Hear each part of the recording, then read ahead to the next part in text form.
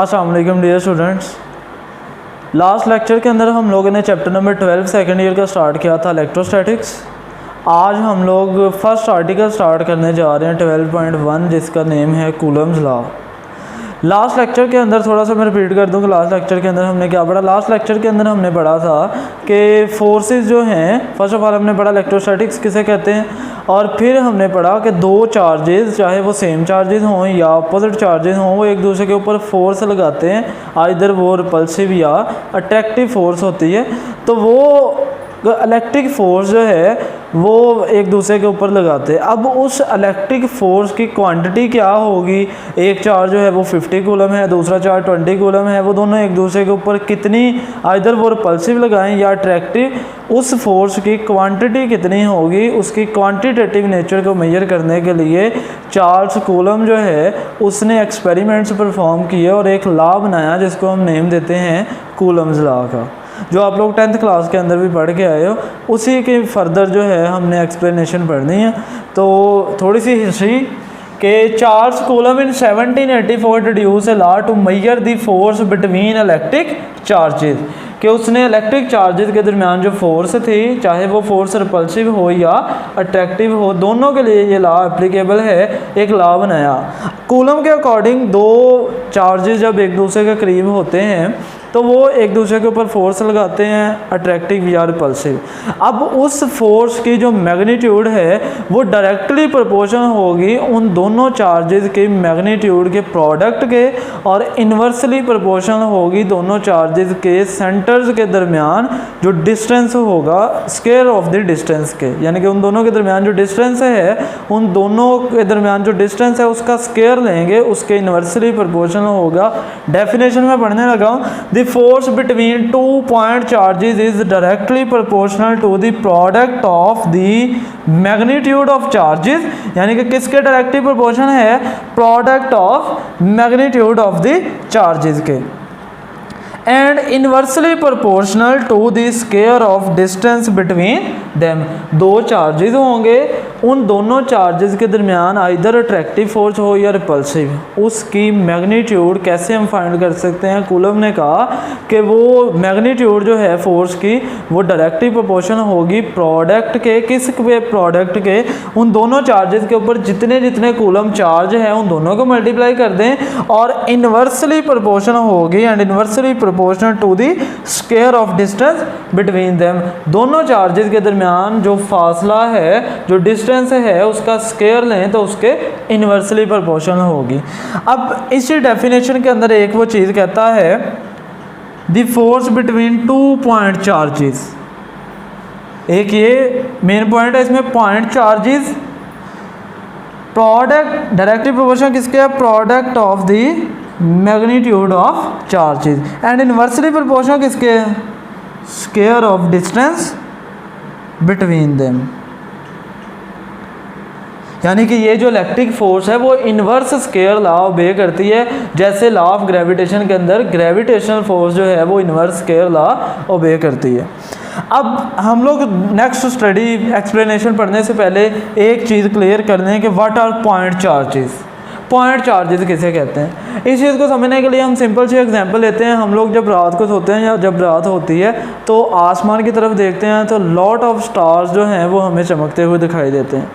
अब सितारों को अगर हम लोग देखें तो वो ऐसे ही लग रहा होता है जैसे किसी ने आसमान के ऊपर जो है, आसमान एक ब्लैक शीट है, उसके ऊपर वाइट जो है वो डॉट लगा दिया हो, लेकिन ऐसा नहीं है। वो हमें इतने छोटे दिखाई देते हैं। क्यों छोटे दिखाई देते हैं? क्योंकि हमारा उनसे फासला बहुत ज़्यादा है। ऐसे ही अगर कोई लाइट सोर्स हो, कोई ट्यूब लाइट है, वो अगर दूर होगी, सितारे भी जो हैं वो स्टार्स जो हैं वो एक लाइट सोर्स हैं। एक्चुअली स्टार्स का साइज़ बहुत ज़्यादा होता है, लेकिन डिस्टेंस हमारा उनसे ज़्यादा है, इस वजह से वो हमें बहुत छोटे दिखाई देते हैं। ऐसे ही पॉइंट चार्जेस जो हैं वो कौन से, दो ऐसे चार्जेस जिनके दरमियान फासला जो है, जिनके दरमियान डिस्टेंस जो है वो बहुत ज़्यादा हो as compare to their sizes, या इसको उलट कर लें कि चार्ज का साइज़ बहुत छोटा हो, चार्जेस का साइज़ जो है वो बहुत छोटा हो, बहुत कम हो। किसके साथ कंपेयर करना है? उन दोनों के दरमियान जो डिस्टेंस है उससे। अगर उनके दरमियान डिस्टेंस बहुत ज़्यादा है as compare to the size of the charges then these charges are called point charges. उसको हम कहेंगे पॉइंट चार्जेस। जैसे हम स्टार्स को कंसिडर करते हैं कि एक पॉइंट है जिसमें से लाइट आ रही है, हालांकि वो इतना एक छोटा पॉइंट नहीं है, बल्कि स्टार्स बहुत बड़े हैं, इवन अर्थ से बड़े भी स्टार्स हैं जो कि जल रहे हैं, जो हमें रोशनी जो है वो प्रोवाइड करते हैं।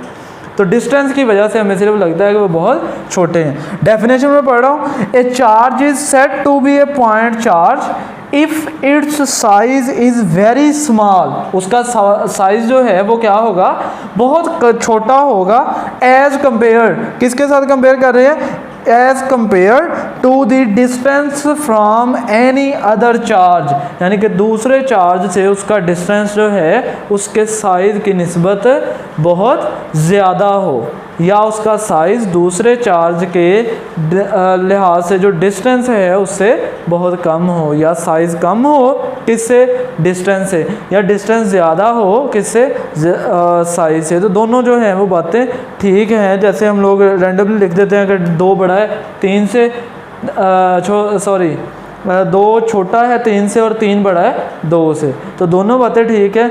मैं वही एक्सप्लेन करने की कोशिश कर रहा हूँ कि साइज़ जो है वो बहुत छोटा होगा डिस्टेंस के लिहाज से, या डिस्टेंस बहुत बड़ा होगा साइज़ के लिहाज से। ऐसे चार्जेस को हम कहते हैं पॉइंट चार्जेस। अब हम लोग एक्सप्लेन करते हैं किसको, कूलम लॉ को। कंसिडर कर लें हमारे पास 2 चार्जेस हैं, दोनों टेस्ट चार्जेस हैं, दोनों पॉजिटिव चार्जेस हैं। एक का नेम रख दिया हमने Q1, दूसरे का नेम रख दिया Q2। ये जो सर्कल से मैंने ब्लू सर्कल से शो किए हैं ये दोनों चार्जेस हैं, और इनका सेंटर जो है वो सेंटर में डॉट लगा के मैंने शो किया हुआ है। अब दोनों सेम चार्जेस हैं, दोनों एक दूसरे को क्या करेंगे, रिपेल करेंगे, दोनों एक दूसरे को रिपेल करेंगे। ये जो Q1 चार्ज है ये कोई फोर्स लगा रहा है किसके ऊपर, Q2 के ऊपर। Q2 के ऊपर जितनी फोर्स लगा रहा है Q1 उसको हमने रिप्रेजेंट कर दिया F21 से, और Q1 के ऊपर Q2 जितनी फोर्स लगा रहा है उसको हमने रिप्रेजेंट कर दिया F12 से। इसको याद रखने का तरीका ये है, जिसके ऊपर फोर्स लग रही होगी उसका नंबर पहले आएगा, जो लगा रहा होगा वो बाद में आएगा। F12 कौन सी फोर्स है, वो फोर्स जो कि 1 नंबर यानी कि चार्ज 1 के ऊपर लग रही है, किसकी वजह से, चार्ज 2 की वजह से, 2 बाद में आ गया। F21 कौन सी फोर्स है, चार्ज 2 के ऊपर जो चार्ज 1 लगा रहा है फोर्स, उसको हम रिप्रेजेंट कर देंगे किसके साथ, F21 के साथ। अब जो कूलम ने कहा था कि अब इन दोनों के दरमियान जो डिस्टेंस है उसको हमने रिप्रेजेंट कर दिया R से। R जो है वो इन दोनों के सेंटर्स के दरमियान डिस्टेंस है। अकॉर्डिंग टू कूलम फोर्स जो इनकी म्यूचुअल फोर्स हो गया, वर्ड आ गया है म्यूचुअल का। म्यूचुअल फोर्स किसे कहते हैं, म्यूचुअल फोर्स को मैं थोड़ा सा एक्सप्लेन कर दूं, नेक्स्ट हम फर्दर जो है इसके 2-3 पॉइंट्स बढ़ेंगे। म्यूचुअल फोर्स किसे कहते हैं, म्यूचुअल फोर्स का मतलब है कि चार्ज 1 भी चार्ज 2 के ऊपर फोर्स लगा रहा है, और चार्ज 2 भी चार्ज 1 के ऊपर फोर्स लगा रहा है। According to Newton third law, एक चार्ज दूसरे चार्ज के ऊपर एक्शन कर रहा है, उसी के इक्वल फोर्स जो है दूसरा चार्ज एज ए रिएक्शन पहले चार्ज के ऊपर लगा रहा है। ऐसी फोर्स को हम कहते हैं म्यूचुअल फोर्स। नेक्स्ट देखते हैं, कूलम ने कहा था फोर्स जो है, फोर्स F जो है वो डायरेक्टली प्रोपोर्शनल होगी किसके, चार्जेस के प्रोडक्ट के। इस चार्ज के ऊपर जितना चार्ज है उसको हमने Q1 रख दिया, वो वैल्यू कोई भी हो सकती है, और इसको Q2, दोनों का प्रोडक्ट ले लिया, इक्वेशन 1 आ गई। सेकंड उसने कहा था, सेकंड पार्ट जो डेफिनेशन का, कि फोर्स इनवर्सली प्रोपोर्शनल होगी डिस्टेंस बिटवीन देम के। अब डिस्टेंस उन दोनों के सेंटर्स के दरमियान कितना है, चार्जेस के सेंटर के दरमियान डिस्टेंस R है, उसका स्केयर ले लें, उसका स्केयर ले लिया, उसके इनवर्सली प्रोपोर्शनल होगी फोर्स। इन दोनों इक्वेशंस को कंबाइन कर दें तो हमारे पास इक्वेशन आ जाती है, फोर्स F डायरेक्टली प्रोपोर्शनल है Q1 Q2 over R square के। अब प्रोपोर्शनैलिटी साइन को ख़त्म करने के लिए हमें कोई ना कोई इक्वालिटी के साथ कांस्टेंट लगाना पड़ेगा, जो कि कांस्टेंट है K। अब K क्या है, कांस्टेंट ऑफ प्रोपोर्शनैलिटी है, जिसको हम कहते हैं इलेक्ट्रोस्टैटिक कांस्टेंट। इसकी भी डिपेंडेंस और वैल्यू हम लोग अभी नेक्स्ट पढ़ेंगे।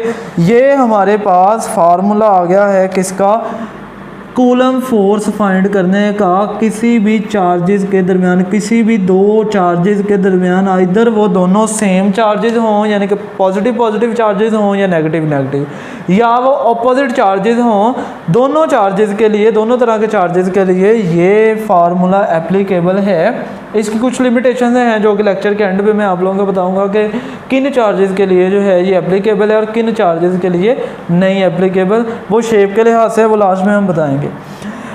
डिपेंडेंस ऑफ के यानी कि डिपेंडेंसी ऑफ के देखना है कि के जो है वो किस पे डिपेंड करता है। अब हम लोगों ने के को डिस्कस करना है जो इलेक्ट्रोस्टैटिक कांस्टेंट है। के जो है वो दो चीज़ों पे डिपेंड करता है। First of all system of units पे, यानी कि के की वैल्यू के साथ जो यूनिट आएगा, यूनिट चेंज करने से वैल्यू भी चेंज हो जाएगी। इसकी सिंपल सी एग्जांपल, लेंथ जो है, लेंथ हम कहते हैं 1 मीटर है। अब मीटर यूनिट लगाएंगे तो साथ हम 1 लगा देंगे। अगर हम कहें कि सेंटीमीटर है, हम कहेंगे जी 100 सेंटीमीटर है। सिस्टम ऑफ यूनिट चेंज करने से जहाँ पे 1 था वहाँ पे क्या आ गया, 100 आ गया। तो सिस्टम ऑफ यूनिट चेंज करने से जैसे लेंथ की वैल्यू चेंज हुई, ऐसे ही के की वैल्यू जो है वो किस पे डिपेंड करती है, सिस्टम ऑफ यूनिट्स पे। सेकंड, के की वैल्यू डिपेंड करती है nature of medium between charges. अगर फ्री स्पेस होगी चार्जेस के दरमियान, इन दोनों चार्जेस के दरमियान फ्री स्पेस होगी तो वैल्यू जो है के की कुछ और होगी। अगर इनके दरमियान कोई डाइइलेक्ट्रिक मीडियम होगा तो फिर कोई, या कोई और मीडियम होगा तो फिर वैल्यू के की चेंज हो जाएगी। वो भी हम लोग नेक्स्ट पढ़ेंगे कि के की वैल्यू कैसे चेंज होती है। फर्स्ट ऑफ ऑल आपने यही दो चीज़ें याद रखनी है। सिस्टम ऑफ यूनिट से वैल्यू, अगर सिस्टम ऑफ यूनिट चेंज कर दें तो वैल्यू चेंज हो जाएगी के की। और अगर nature of medium between charges change कर दें, पहले एयर थी बाद में हमने पानी रख दिया, के की वैल्यू चेंज हो जाएगी। ये याद रखना है। अब फ्री स्पेस के लिए जो के का फार्मूला है वो है जी K is equal to 1/4 pi epsilon naught. जो एप्सिलॉन नॉट है 4 कांस्टेंट है, पाई भी कांस्टेंट है, पहले पढ़ चुके हैं आप लोग, मैथ के अंदर भी पढ़ा, फिजिक्स के अंदर भी कई दफ़ा यूज़ किया। एप्सिलॉन नॉट क्या है?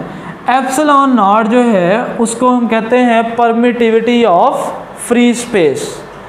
ये एप्सिलॉन नॉट परमिटिविटी किसे कहते हैं?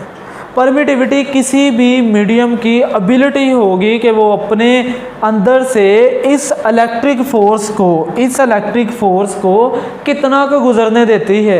Ability of the medium to pass out the electric force through it. यानी कि कोई मीडियम में एयर है तो वो उस एयर के अंदर दो चार्जेस पड़े हैं, कंसिडर कर लें दोनों चार्ज बॉडीज हैं, दोनों के ऊपर पॉजिटिव चार्ज।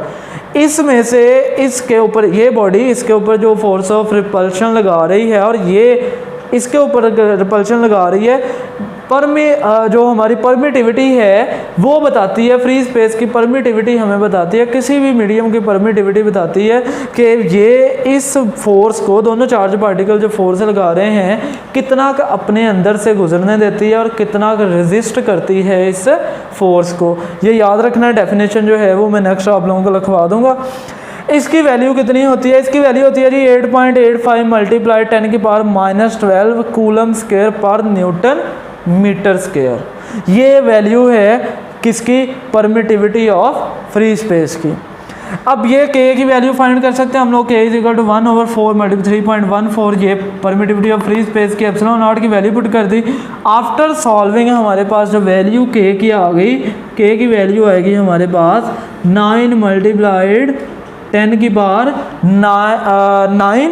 अब यूनिट क्या लिखने हैं? यूनिट्स के बच्चे मोस्टली मिस्टेक करते हैं। यूनिट आप बच्चे एक ही याद रख लें, परमिटिविटी ऑफ फ्री स्पेस के यूनिट्स याद रख दें, उसको उलट करके लिख देना है के की वैल्यू में। यानी कि कॉलम स्क्वायर ऊपर है, न्यूटन मीटर स्क्वायर डिवाइड हो रहे हैं, या पर न्यूटन मीटर स्क्वायर है, यहाँ पे न्यूटन मीटर स्क्वायर ऊपर आ जाएगा और कूलम स्क्वायर जो है वो डिवीजन में चला जाएगा, उलट हो जाएंगे यूनिट्स। यानी के की वैल्यू आ गई 9 मल्टीप्लाई 10⁻9 न्यूटन मीटर स्क्वायर पर कूलम स्क्वायर। अब कॉलम फोर्स के अंदर अगर यहाँ पे के की वैल्यू जो है वो पुट कर दी जाए, यानी कि 1/4 pi epsilon not Q1 Q2/r², यही वाला, तो हमारे पास फार्मूला बन जाता है ये। ये अभी आप लोगों ने देख लिया क्या कुछ हमने अभी पढ़ा है। कूलम लॉ जो है वो 1784 के अंदर चार्ल्स कूलम ने इंट्रोड्यूस करवाया। करता क्या है, ये हमें क्वांटिटी बताता है कि दो चार्जेस एक दूसरे के ऊपर कितनी फोर्स लगा रहे हैं। क्वांटिटेटिव नेचर हम मेजर करने के लिए इलेक्ट्रिक फोर्स की लॉ कौन सा यूज़ करते हैं, कूलम्स लॉ। इसके बाद हमने कूलम लॉ की डेफिनेशन देख ली। उसके बाद पॉइंट चार्ज देख लिया।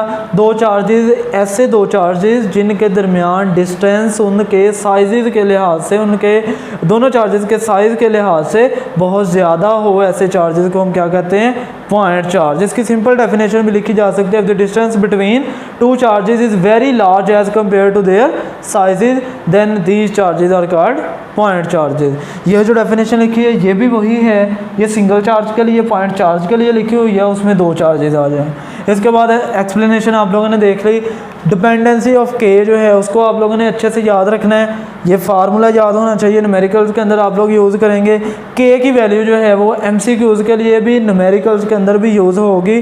के की वैल्यू आप लोगों को याद होनी चाहिए 9 × 10⁹ न्यूटन मीटर स्क्वायर पर coulomb square. Actually value same ही होती है MCQs के अंदर। यूनिट्स जो हैं वो कभी ये लिख दिए होते हैं, किसी MCQs के ऑप्शन के अंदर ये लिख दिए हैं। अब बच्चों को यूनिट्स याद नहीं होता, यूनिट याद रखने हैं कि जो परमिटिविटी ऑफ फ्री स्पेस के यूनिट्स हैं उसको उलट करके किसके लिख देने हैं, के लिख देने हैं। और ये हमारे पास फार्मूला आ गया कूलम फोर्स का, जब हमने के की वैल्यू 1/4πε0 पुट कर दी।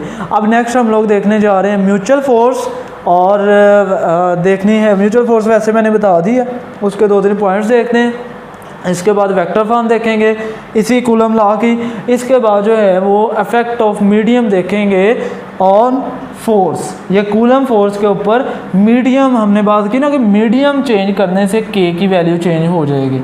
अगर के की वैल्यू चेंज होगी तो के जो है वो इस फार्मूले में है, के की वैल्यू चेंज होने से फोर्स भी एब्सोल्युटली चेंज होगी।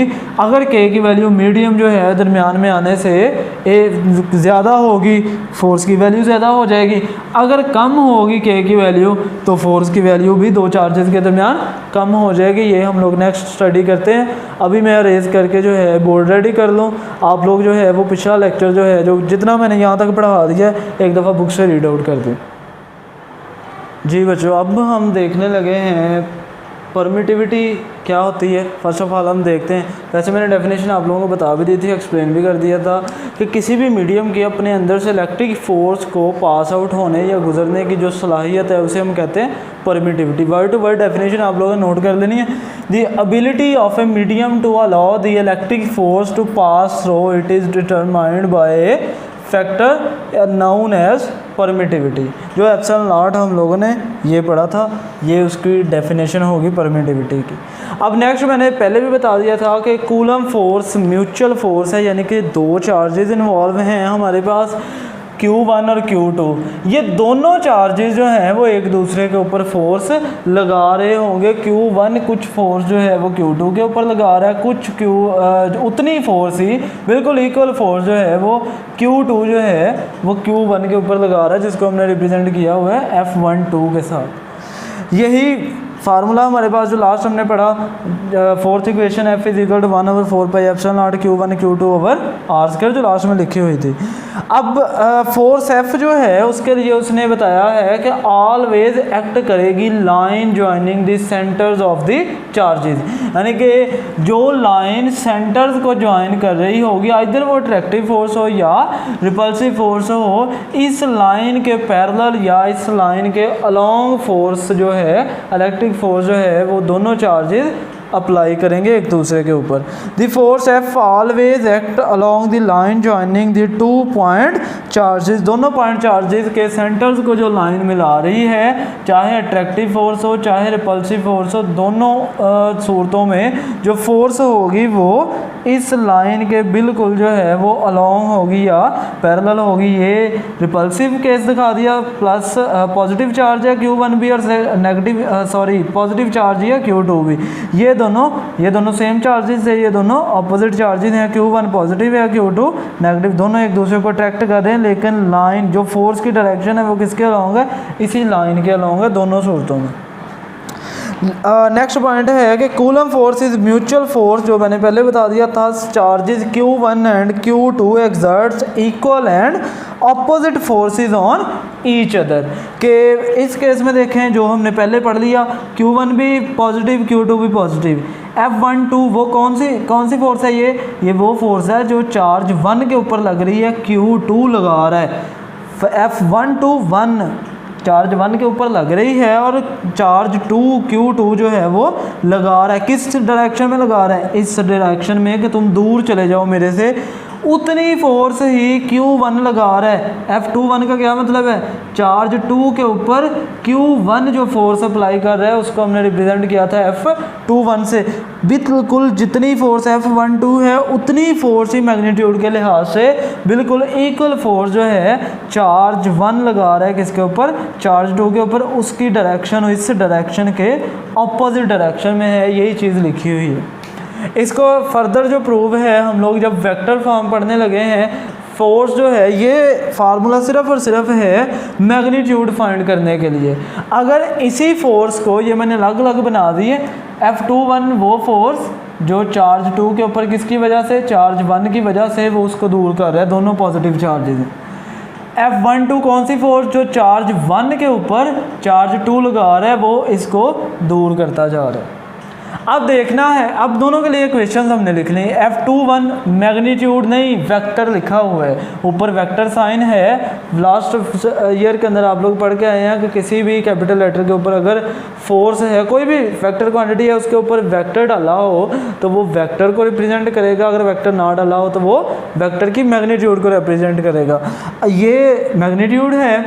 अब हम लोग लिखने जा रहे हैं F21 वेक्टर, और हमने फर्स्ट ईयर के अंदर ही रिलेशन पढ़ा था यूनिट वेक्टर का कि यूनिट वेक्टर इक्वल होता है वेक्टर ओवर इट्स मैग्नीट्यूड, या इसको सिंबल ऐसे ही लिख देते हैं, या फिर जो है ये वेक्टर और साथ मोड़ लगा देते हैं ये। और यहाँ से अगर ए वेक्टर निकालना हो तो कैसे आएगा, इसको इसके साथ मल्टीप्लाई कर देंगे, यानी कि मैग्नीट्यूड मल्टीप्लाइड यूनिट वेक्टर। यही सेम टू सेम चीज़ की है। F21 फोर्स वेक्टर फाइंड करना था, ये इतनी जो है ये मैग्नीट्यूड इसी फार्मूले से हमने लिख ली, साथ R21 यानी इसी फोर्स की डायरेक्शन में जो यूनिट वेक्टर है वो मल्टीप्लाई कर दिया। सेम टू सेम वैसे ही F12 वेक्टर फाइंड करना है, ये मैग्नीट्यूड वही आ गई, और R12 यूनिट वेक्टर जो फोर्स F12 के डायरेक्शन में है वो हमने पुट कर दिया। लेकिन अगर हम लोग देखें कि हमारा R12 यूनिट वेक्टर जितने भी होते हैं वो सब की मैग्नीट्यूड 1 यूनिट होती है, वो यूनिट जो सा भी ले लें, मीटर सेंटीमीटर जो भी यूनिट लेंगे। अब दोनों हैं तो इक्वल, लेकिन डायरेक्शन उन दोनों की क्या है, एक दूसरे के ऑपोजिट डायरेक्शन में है। R12 यूनिट वेक्टर इस डायरेक्शन में है, लेफ्ट वर्ड्स है मेरे, और R21 जो है वो राइट वर्ड जा रहा है, दोनों के डायरेक्शन ऑपोजिट है, तो हमने माइनस साइन शो कर दिया साथ। R21 इक्वल है R12 के, लेकिन नेगेटिव साइन क्या शो कर रहा है, डायरेक्शन उसकी ऑपोजिट है। अब R21 ये हमारे पास इक्वेशन 5 के अंदर है, इसकी जगह हम ये चीज़ लिख देंगे, माइनस R12 यूनिट वेक्टर लिख दिया, माइनस जो है वो अलग कर दिया, और ये हमारे पास इक्वेशन बन गई। अगर आप लोग इसके ऊपर गौर करें, ये जो हमारी इक्वेशन है, इतनी इक्वेशन, क्या ये इक्वेशन हमारी इक्वेशन 6 नहीं? देखिए right hand side 1/4πε0 1/4πε0 Q1 Q2 over R square वही है, R12 यूनिट वेक्टर वही है। इसका मतलब है कि इसकी जगह हम लिख सकते हैं F12 फोर्स लिखी जा सकती है, वही काम किया है हमने, ये लिख दिया है। F21 हमें पता चल गया किसके इक्वल है जी, F12 फोर्स के, यानी कि चार्ज 2 के ऊपर, चार्ज Q2 के ऊपर जो फोर्स लगा रहा था Q1, उसके इक्वल फोर्स चार्ज 1 के ऊपर एज ए रिएक्शन चार्ज 2 लगा रहा था, लेकिन माइनस साइन क्या शो कर रहा है, दोनों के डायरेक्शन ऑपोजिट है। डायग्राम में भी पता चल रहा है कि F21 राइटवर्ड्स मूव कर, डायरेक्शन ऑफ फोर्स जो है वो राइटवर्ड्स है, F12 डायरेक्शन ऑफ फोर्स जो है वो लेफ्टवर्ड्स है। नेगेटिव साइन शो ये कर रहा है कि दोनों फोर्सेस एक दूसरे के ऑपोजिट हैं। अब ये तो केस था जिसमें दोनों चार्जेस जो हैं वो पॉजिटिव चार्जेस है, यानी कि उन्होंने एक दूसरे को रिपेल ही करना था। एक चार्ज पॉजिटिव है, दूसरा चार्ज नेगेटिव, दोनों एक दूसरे को अट्रैक्ट कर रहे हैं। F12 ये कौन सी फोर्स है? वो फोर्स है जो चार्ज 1 के ऊपर लग रही है। कौन लगा रहा है? Q2 charge. क्या कर रहा है? वो कहता है मेरी तरफ आ जाओ, डायरेक्शन ऑफ फोर्स उस चार्ज की तरफ है। F21 कौन सी फोर्स है? वो फोर्स है जो चार्ज 2 के ऊपर लग रही है। कौन सा चार्ज लगा रहा है? Charge Q1। और वो क्या कह रहा है कि नहीं तुम मेरी तरफ आ जाओ। दोनों एक दूसरे के ऊपर चार्जेस हैं, अनलाइक चार्जेस एक दूसरे को अट्रैक्ट ही करेंगे, लेकिन हम सिर्फ बात कर रहे हैं डायरेक्शन ऑफ फोर्स की कि Q1 जो फोर्स लगाएगा उसकी डायरेक्शन और जो Q2 Q1 के ऊपर फोर्स लगाएगा दोनों एक दूसरे के ऑलवेज ऑपोजिट होंगे। ये नेगेटिव साइन हमें ये शो कर रहा है, चाहे लाइक चार्जेस हों या अनलाइक चार्जेस हों, दोनों सूरतों में एक चार्ज दूसरे चार्ज के ऊपर जो फोर्स लगाएगा दूसरे चार्ज की फोर्स की डायरेक्शन पहले चार्ज की फोर्स की डायरेक्शन के ऑपोजिट होगी।